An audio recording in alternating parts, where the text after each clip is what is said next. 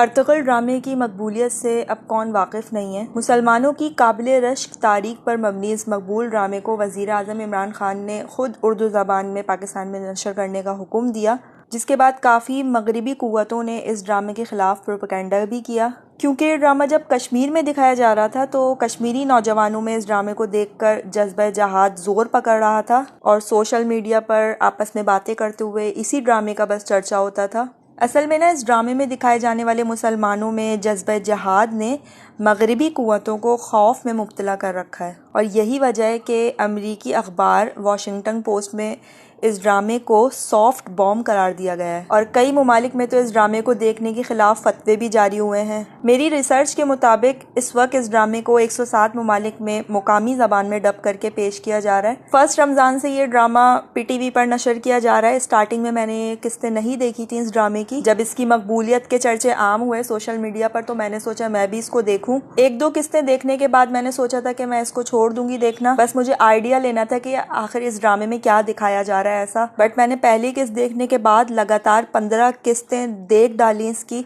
15वीं किस्त के बाद मैंने सोचा कि बस अब और नहीं देखना है, ये तो बहुत लंबा ड्रामा है। इसका सीज़न 2 भी है बट बिलाशुबा इसकी स्टोरी इतनी ज़्यादा इंटरेस्टिंग है कि फिर मैंने 35 एक साथ देख डाली हैं एक साथ। इस ड्रामे में जो अर्तुगरुल का किरदार करने वाला शख्स है तो उसने अपने एक इंटरव्यू में कहा है कि अर्तुगरुल की हिस्ट्री सिर्फ 7 पेजेस पर मुश्तमिल है। तो इस बेस पर कहा जा सकता है कि इस ड्रामे में जो कुछ दिखाया है वो फिक्शन बेस है बट जो बेसिक कॉन्सेप्ट है वो रियल है।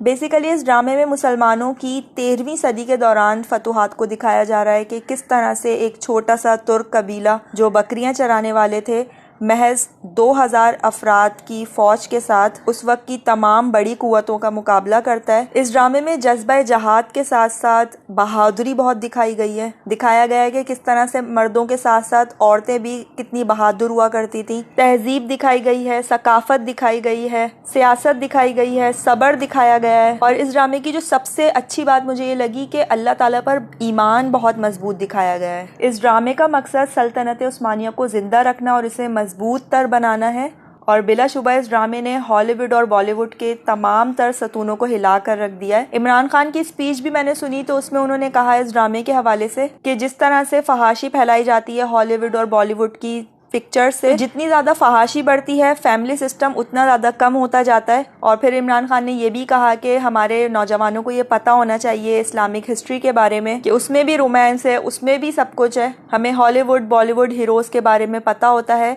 मगर हमारे नौजवानों को ये भी पता होना चाहिए कि हमारे मुसलमान हीरोज़ कैसे थे, उनकी ज़िंदगी के बारे में भी उन्हें पता होना चाहिए। इस ड्रामे में एक्टिंग तो लाजवाब ही है लेकिन जो डायलॉग्स हैं वो भी बहुत कमाल के हैं। मैं इस ड्रामे की पूरी स्टोरी तो नहीं सुना सकती लेकिन जो डायलॉग्स मुझे बहुत पर्सनली पसंद आए उनको मैंने आप लोगों के साथ शेयर करने के लिए नोट डाउन कर लिया था। तो इस ड्रामे के कुछ डायलॉग्स पेशे खिदमत हैं। ड्रामे की स्टार्टिंग ही इतनी खूबसूरत कॉन्वर्जेशन से हुई है जब अर्तुगरुल तलवार बनवा रहा होता है और कहता है कि जिक्र अल्लाह का हो तो लोहा भी मोम बन जाता है और उस तलवार को उठाकर वो कहता है कि कहर बनकर टूटेगी ये दुश्मनों पर।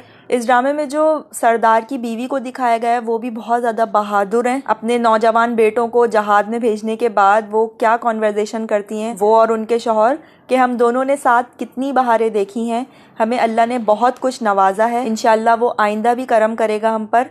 ये मुश्किलात ज़्यादा दिन की नहीं, बहुत जल्द ख़त्म हो जाएंगी। आपने हक़ का रास्ता चुना, भलाई की नीयत है आपकी और जो लोग भलाई करते हैं अल्लाह उन्हें अकेला नहीं छोड़ता। अल्लाह मददगार है हमारा और हमारी औलाद का भी वही हिफाजत करने वाला है। इंशाअल्लाह आप कामयाब होंगे, आपके साथ है मेरी हर दुआएं। सरदार जब अपने बेटे को कैसे छुड़ाने के लिए जा रहा होता है तो उसकी बीवी ये सब बातें उनसे करती है और जब सरदार बीमार हो जाता है तो उसकी बीवी हिम्मत से ये कहती है कि हमें इस मुश्किल वक्त में हिम्मत नहीं हारनी है, आगे हमारा सफ़र बहुत तवील है। इस ड्रामे में एक और करैक्टर ने मुझे बहुत मुतासिर किया, वो है इब्नुल अरबी। उन्होंने अंबिया कराम के वाक़यात सुनाए इस ड्रामे में और उनके डायलॉग्स भी लाजवाब हैं इस ड्रामे में। एक जगह उन्होंने कहा जब शहाबुद्दीन उनसे मदद मांगने के लिए आया तो उन्होंने कहा कि जो दूसरों की दिल से मदद करते हैं उनको गैब से मदद मिलती है। तुर्कुत की जो मंगेतर होती है वो अर्तुगरुल की मंगेतर से कहती है कि हम दूसरों को तकलीफ़ देके अपने गम नहीं मिटा सकते। मोमिन वही होता है जो नाकामी पर गमगीन ना हो और ना ही जीत पर गुरूर करे। मोमिन हमेशा तकवा का रास्ता इख्तियार करता है,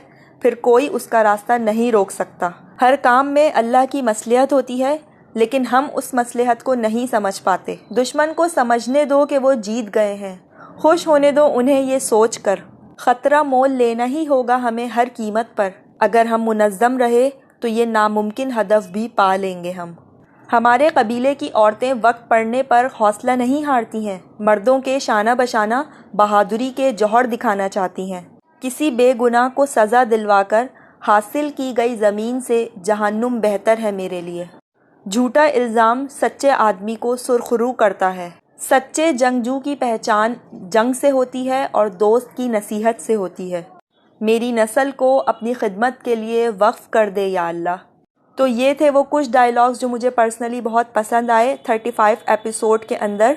आगे भी ये ड्रामा देखने की इंशाल्लाह उम्मीद है मुझे। आखिर में बस ये कहना चाहूँगी कि ये ड्रामा बिलखुसूस नौजवानों को ये पैगाम दे रहा है कि अगर ईमान की कुव्वत हो तो जालिम से जालिम हुक्मरान के सामने भी आवाज़ हक बुलंद की जा सकती है।